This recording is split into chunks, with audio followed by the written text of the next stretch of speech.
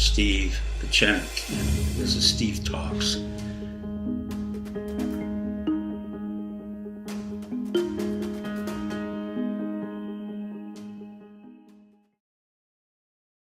Hello, I'm Dr. Pechenik, and today we're going to talk Dr. Steve Talks.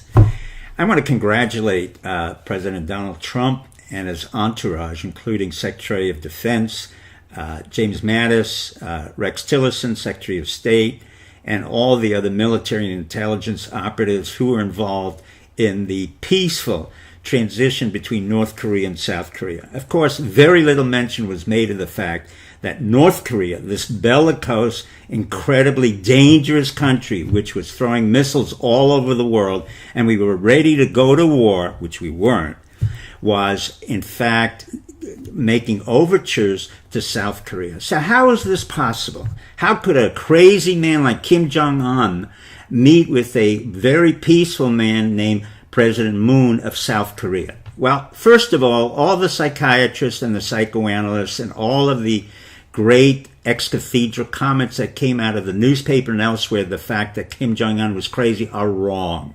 Kim Jong-un is very sane, and if you look at the movie on Netflix about Kim Jong-un done by our CIA, you will show that he is a very sane, rational individual who just plays around with the missile systems so that he doesn't have to be dethroned and delegitimized the way we did with Saddam Hussein, Noriega, and Gaddafi. He understands once we take away those missile systems, he's out of power. Secondly, we had a very effective individual who was the head of the International Olympic Games by the name of Thomas Bach, a German individual who went on his own and visited President Xi, who was helpful, Prime Minister Abe of Japan, who was helpful, and of course Kim Jong-un, who was helpful. But we have to thank Donald Trump, who provided the incredible cover of bellicosity in order to make these peace overtures. Contrary to what most people think, you do not say and state peace overtures in order to make peace. That is antiquated, it's wrong, it's fallacious. One of the things that you learn in the strategy of war, you learn it from Bismarck, you learn it from Nixon, you learn it from Eisenhower and others, is that you come from the extreme right, or you create a lot of distortion and clatter and noise in order to come to the center and make peace overtures. And that is something that most people do not understand historically about our country. So Trump has done a very effective job, which President Moon of South Korea congratulated on him. He said, without Trump, we would not have had this peace overture. Now, North Korea and South Korea are not only ice skating together, they're involved in the Winter Olympics, but they're going to be talking about peace conference.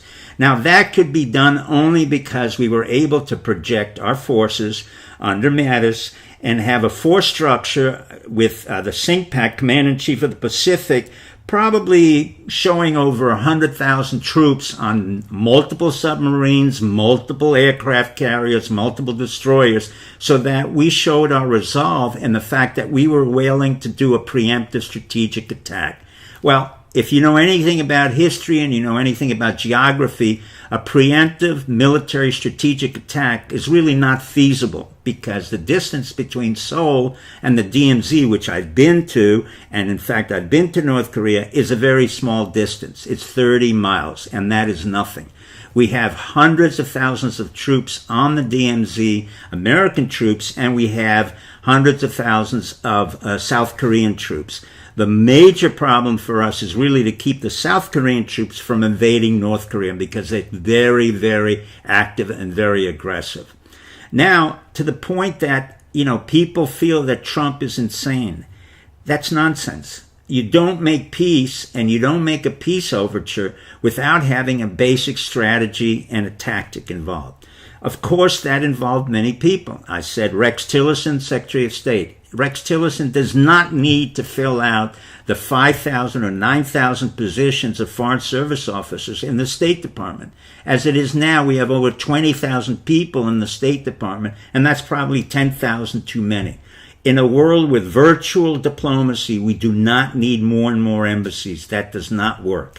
On the other hand, quite frankly, very few people, if anybody, had mentioned the success of Trump's North Korea overture. And the only paper that I read The only paper that I read was supposedly the fake newspaper of the New York Times, yet they gave an excellent, detailed analysis of how Trump and others had made that overture between Kim Jong-un and President Moon. I want you to remember one thing. Von Clausewitz always said that war is the extension of policy. But more importantly, he said, if you repeat your tactics, the enemy will know exactly what you're doing and will adapt to those tactics.